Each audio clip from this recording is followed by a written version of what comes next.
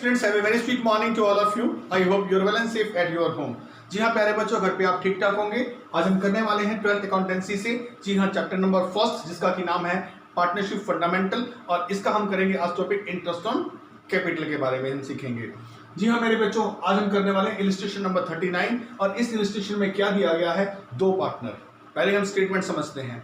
दो पार्टनर जो लाभ हानि को 3:2 में बांटते हैं। कोई भी लाभ या कोई भी हानि होगी 3:2 में बांटेंगे। ए नाम के पार्टनर ने लगाए हैं 4 लाख रुपए, बी नाम के पार्टनर ने लगाए हैं 2 लाख रुपए। Interest on capital 6% per annum के हिसाब से दिया जाना है। लेकिन ये interest on capital partnership deed में ये कहा गया ये एज ए चार्ज है। प्रॉफिट होगा तो भी देना है, प्रॉफिट कम होगा तो भी देना है, और लॉस होगा तो भी देना है। समझे, एज ए चार्ज का मतलब होता है कि प्रॉफिट, ये आपने इंटरेस्ट ऑन कैपिटल पूरा देना ही देना है, even in case of sufficient profit, insufficient profit या लॉस, कोई भी अवस्था हो, ये एज ए चार्ज आपने देना ही देना है। यहां पर सेम उसी तरह की कंडीशन जैसे इंटरेस्ट ऑन लोन पे होती है कि भाई देना ही देना है। अब 3 केस हमारे पास हैं। अगर हमारे पास प्रॉफिट है 80,000 रुपए का, 80,000 का सफिशिएंट है या नहीं है, ये तो हमने देना ही देना है इंटरेस्ट ऑन कैपिटल।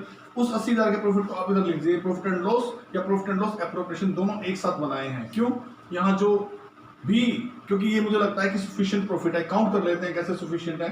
अगर मैं इस पे इंटरेस्ट निकालूं 4 लाख पे 6% तो कितना बनता है 24,000। 2 लाख पे 6% कितना बनता है 12,000। टोटल मिला के देना है 36,000। प्रॉफिट है 80,000 के। मोर देन दैट इस 36 से ज्यादा है। 80,000 का प्रॉफिट 36,000 रुपये हमने देने हैं, बाकी बचेंगे 44,000। 44,000 जो बटेंगे वो पार्टनरशिप डीड के हिसाब से लाभ हानि में बांट लेंगे। कौन, पार्टनर।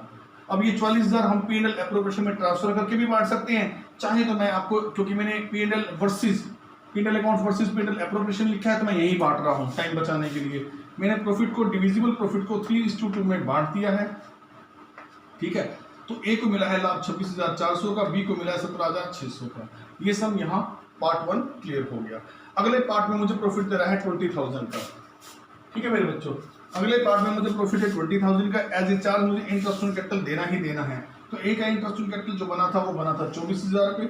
मैं ए के कैपिटल में दे रहा हूँ 24,000 रुपये, और बी को इंटरेस्ट ऑन कैपिटल दे रहा था, ठीक है, ये दे रहा था 12,000 रुपये। अब ये टोटल आएगा 36,000 रुपये।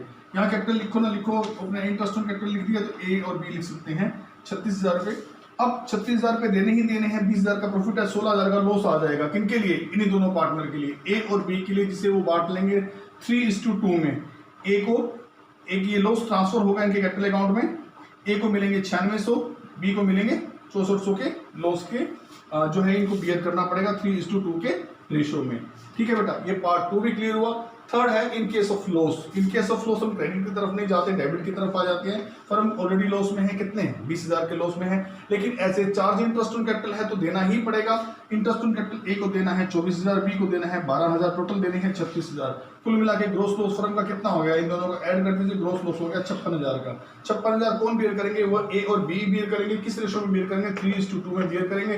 तो एज ए चार्ज था, हमने लॉस की अवस्था में भी देना है, इसीलिए ए को जो लॉस होगा वो उसके खाते में ट्रांसफर होगा 33,600 का, और बी को जो लॉस होगा वो 22,400 का उसके खाते में ट्रांसफर होगा, टोटल 56,000 रुपये। इस तरह से 1, 2, 3 तीनों केस मैंने आपके सामने कर दिए।